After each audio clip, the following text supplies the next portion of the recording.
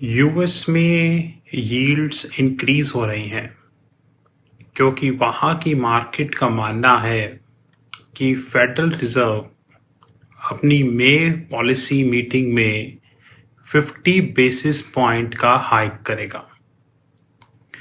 अगर आप मुझसे पूछें तो मैं तो दिल से चाहता हूँ कि फेडरल रिजर्व हाइक करे, क्योंकि जैसे ही फेडरल रिजर्व ने 50 बेसिस पॉइंट का हाइक किया तो एग्जिस्टिंग डेट जो है यूएस का, जो कि नियर अबाउट 31 ट्रिलियन डॉलर्स है, उसकी कॉस्ट अप हो जाएगी और दुनिया की कोई भी ताकत यूएस को रिसेशन से बचा नहीं पाएगी, क्योंकि यूएस की ग्राउंड रियलिटी बहुत वर्स्ट है कंपेयर टू जो मीडिया।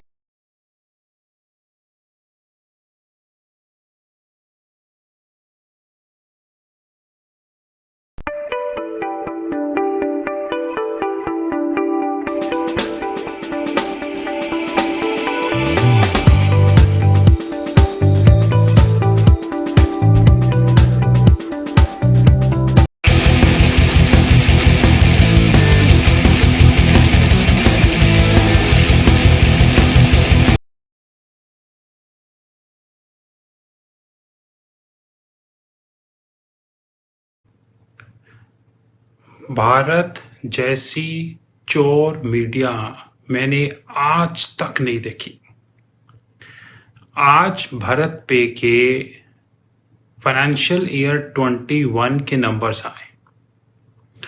फाइनेंशियल ईयर 20 में भारत पे का रेवेन्यू था मात्र 6 करोड़ और फाइनेंशियल ईयर 21 में हो गया 119 करोड़। भारत की चोर मीडिया ने पूरी जगह पे हंगामा मचा दिया कि इनका रेवेन्यू 20 गुना बढ़ गया, लेकिन वही चोर मीडिया दुनिया को ये नहीं बता पाई कि भारत पे के 119 करोड़ के रेवेन्यू पे 3000 करोड़ का लॉस भी है।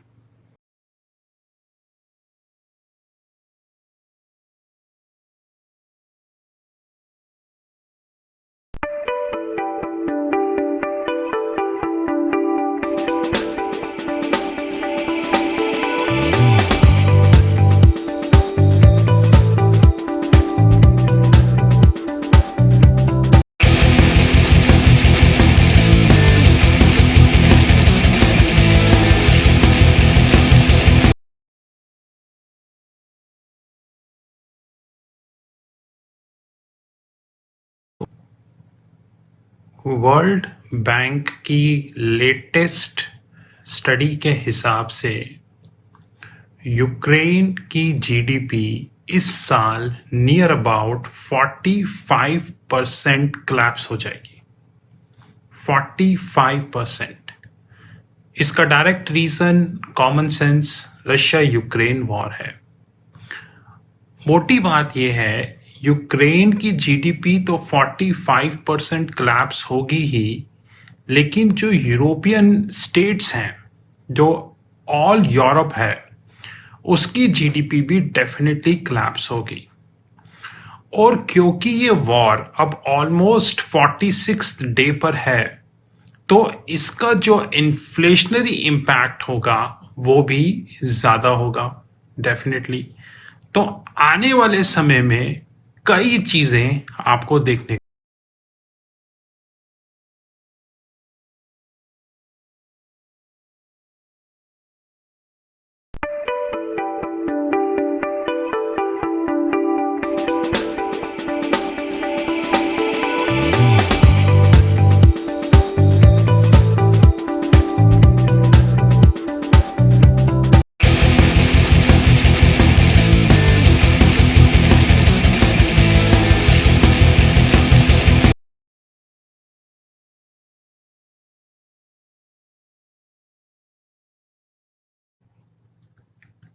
रशिया का सेंट्रल बैंक अपने एफएक्स रिजर्व्स में चाइनीज यॉन को ऐड कर रहा है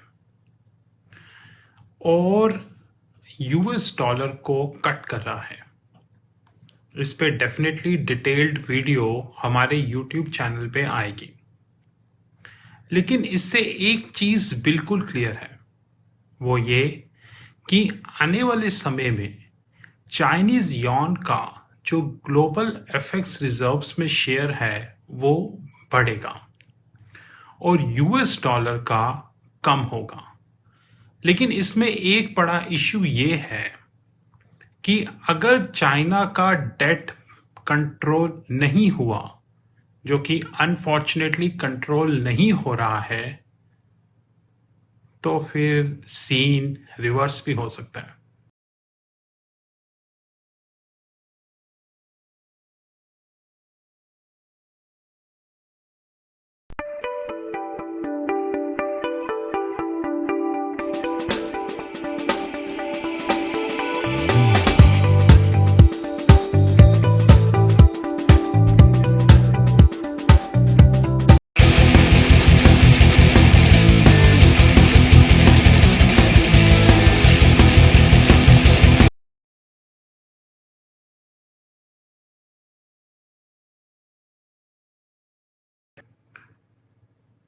इस समय मेजॉरिटी क्रिप्टो करेंसीज डाउन हो गई हैं, फिर चाहे वो ईथर हो, बिटकॉइन हो या दूसरी करेंसीज हो।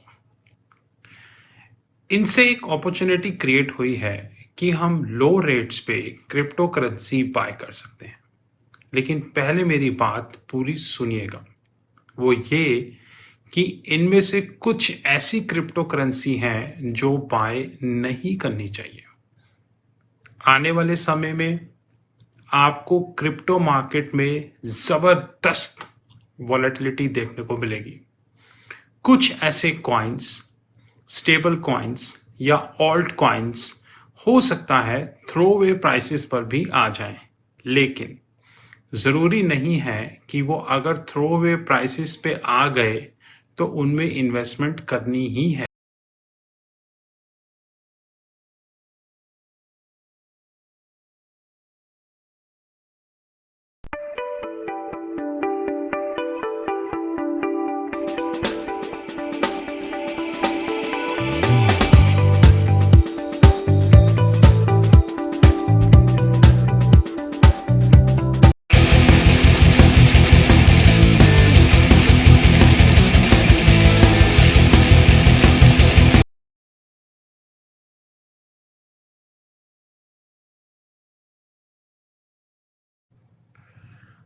आज मुझे थोड़ा समय मिला तो मैंने ट्विटर पे आईपीएल का एक लिंक देखा। ठीक है, कोई टीम जीतेगी, कोई टीम हारेगी, ये खेल का पार्ट है। लेकिन एक चीज मेरी समझ में नहीं आई, इतने सारे यंगस्टर्स आईपीएल मैच की स्टोरी पोस्ट कर रहे हैं। मैंने आज तक कभी यंगस्टर्स को सीएफए, एफआरएम, सीए और इन जैसी डिग्रीज के बारे में बात करते हुए नहीं सुना। लेकिन जब मैंने आईपीएल मैच के बारे में देखा तो मुझे एक चीज समझ में आ गई कि हमारा भविष्य किस तरफ जा रहा है। क्योंकि टेक्निकली तो हम कैपेबल है नहीं, और जिसके कारण कैपेबल हो सकते हैं वो काम हम करेंगे नहीं।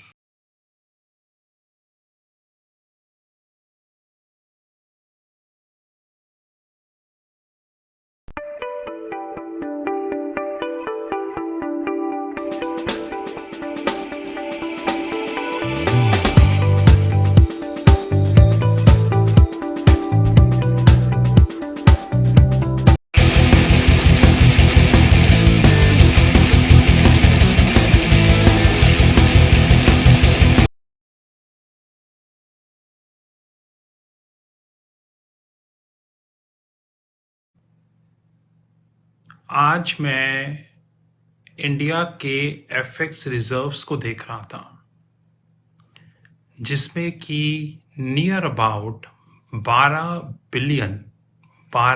बिलियन यूएस डॉलर्स का डिक्लाइन हुआ।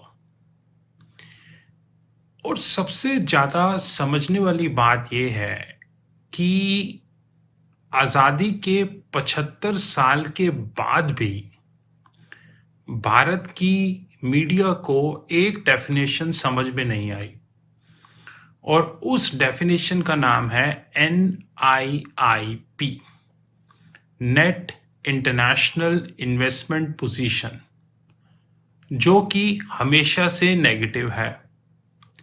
आज आप कोई भी मीडिया चैनल उठा लीजिए, वो कभी भी NIIP को एक्सप्लेन नहीं करेगा।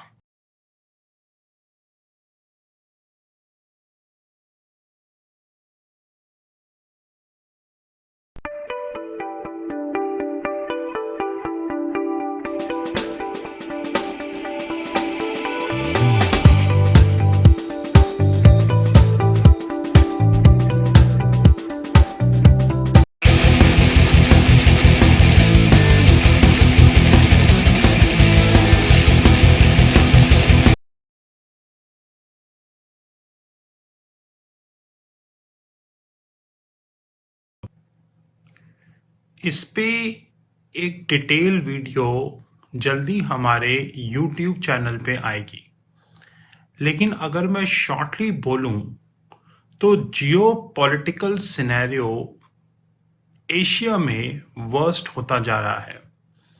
श्रीलंका कोलैप्स हो गया, पाकिस्तान कोलैप्स हो गया, अब बारी है नेपाल की। एक पब्लिक इंफॉर्मेशन के हिसाब से नेपाल की सरकार ने वहां के जो सेंट्रल बैंक के गवर्नर हैं उनको सस्पेंड कर दिया गया है, और नेपाल का जो फॉरेन एक्सचेंज रिजर्व्स है वो मात्र $10 बिलियन का है, मात्र $10 बिलियन। तो इतना तो आपको भी पता होगा कि जो सीन मार्केट में चल रहा है उसमें $10 बिलियन तो कुछ नहीं।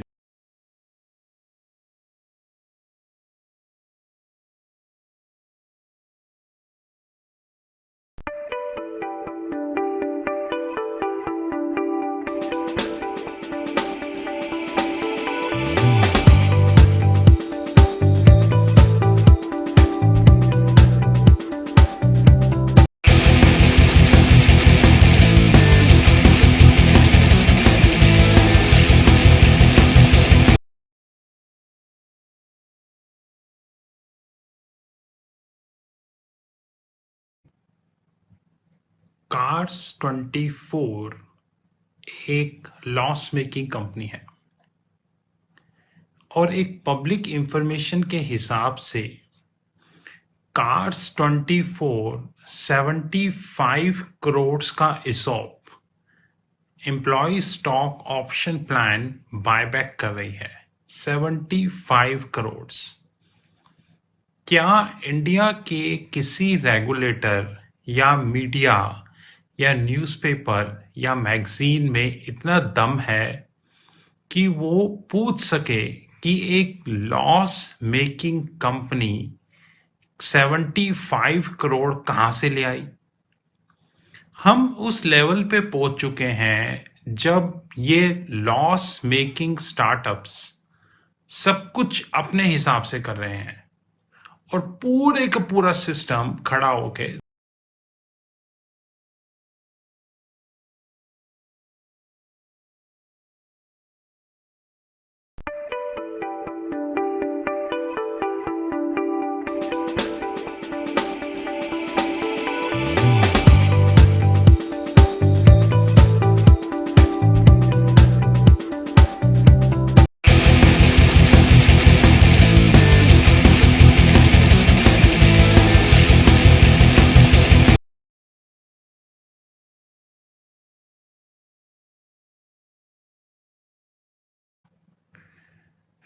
आपने पर्पल का नाम सुना होगा। ये कंपनी नाइकिया को compete करती है। वैसे तो ऑन पेपर नाइकिया एक प्रॉफिटेबल कंपनी है, लेकिन रिटेन्ड अर्निंग्स नेगेटिव है। ये अलग बात है कि हमें रिटेन्ड अर्निंग्स का मतलब ही नहीं पता।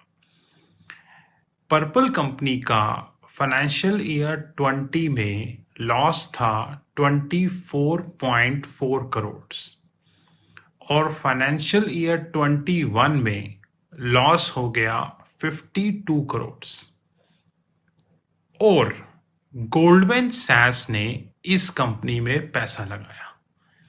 घबराने की जरूरत नहीं है। आज के समय में सारे स्टार्टअप सिर्फ रेवेन्यू को चेस कर रहे हैं, प्रॉफिटेबिलिटी को कोई भी चेस नहीं कर रहा। जल्दी आप लोगों की समझ में आएगा।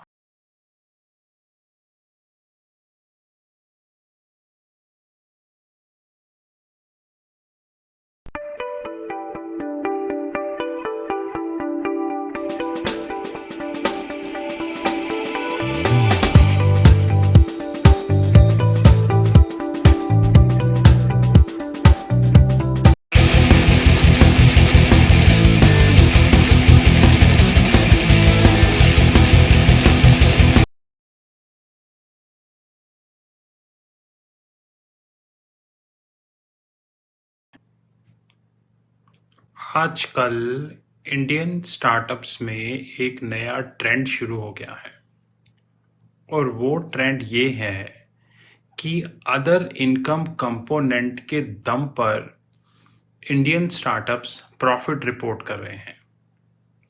तो आज मैं लेंसकार्ट का फाइनेंशियल स्टेटमेंट देख रहा था जो कि पब्लिक डोमेन में है और फाइनेंशियल स्टेटमेंट देख के मुझे पता चला कि अदर इनकम कंपोनेंट के दम पर प्रॉफिट रिपोर्ट किया जा रहा है।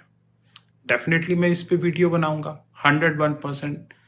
लेकिन मैं कभी कभी सोचता हूं कि इन स्टार्टअप्स को ऐसा लगता है कि दुनिया में हर आदमी को कुछ नहीं आता और ये अकाउंटिंग इधर उधर करके किसी को भी पागल बना सकते हैं।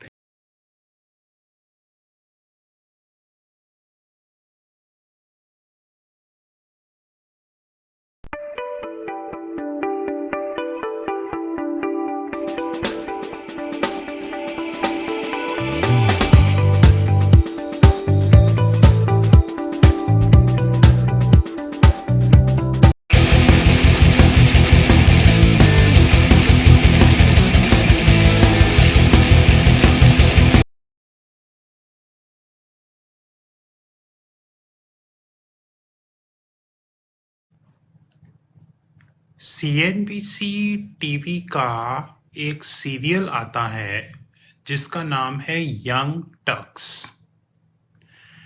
इंडिया के जितने भी लॉस मेकिंग स्टार्टअप्स हैं उनको ये वाला चैनल खुल के हाइप देता है, खुल के। और आपको इस सीरियल में कभी भी लॉस मेकिंग स्टार्टअप्स की सच्चाइयां नहीं दिखेंगी। ट्रेजरी कंसल्टिंग सीएनबीसी को एक बात अच्छे से समझाना चाहता है, वो ये कि अब हम सीएनबीसी यंग टर्क्स पे यूट्यूब वीडियोस बना रहे हैं जिसमें हम सीएनबीसी यंग टर्क्स के एपिसोड को खुली चुनौती देंगे। अगर दम है तो रोक लो।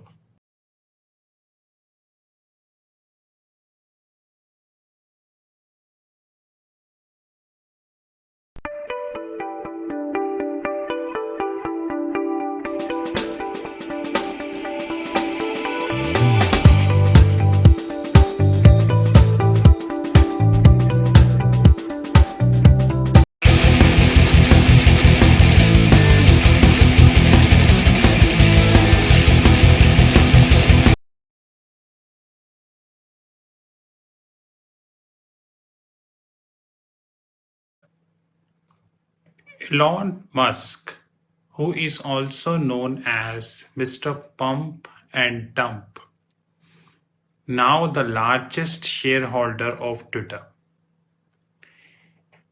Currently, he's being investigated by Securities and Exchange Commission regarding his tweets on Tesla. And since he is now the biggest shareholder of Twitter, I will assure you one thing, Twitter would left nowhere after few years. The reputation of Twitter being an independent express platform where people express their platform would tarnish. Elon Musk joining the Twitter board would considered as a biggest regret for Twitter.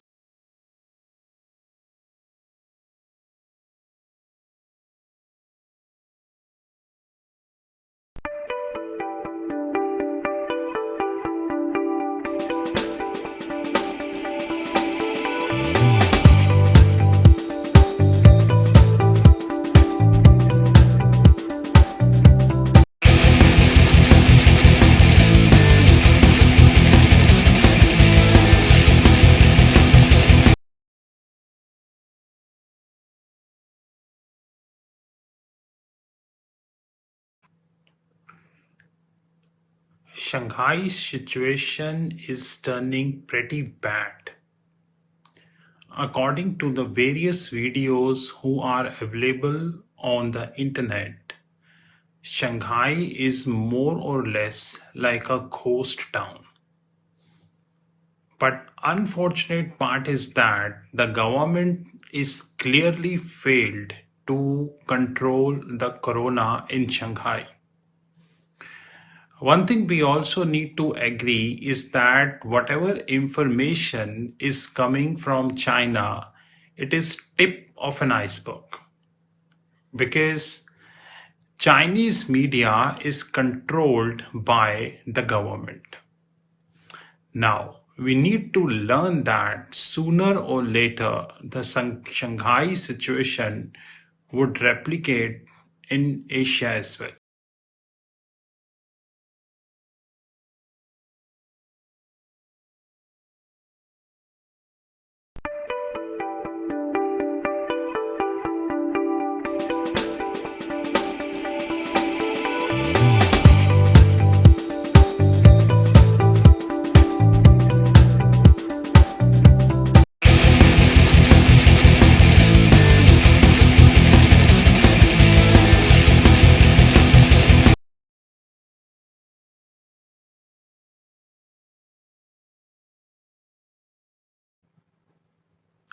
I have seen many idiots in banking because I worked as a corporate treasurer for American companies for 10 years. But finding an idiot like Uday Kotak is beyond expectation because Uday Kotak is a kind of person who really do not understand banking. But history is witness that people with almost zero knowledge sometimes reach at the top. Now Uday Kotak is saying RBI should hike the rate by 1% because Uday Kotak is not aware that India is staring at a huge debt. And if RBI hike the rate by 1%, which means the end of show for RBI.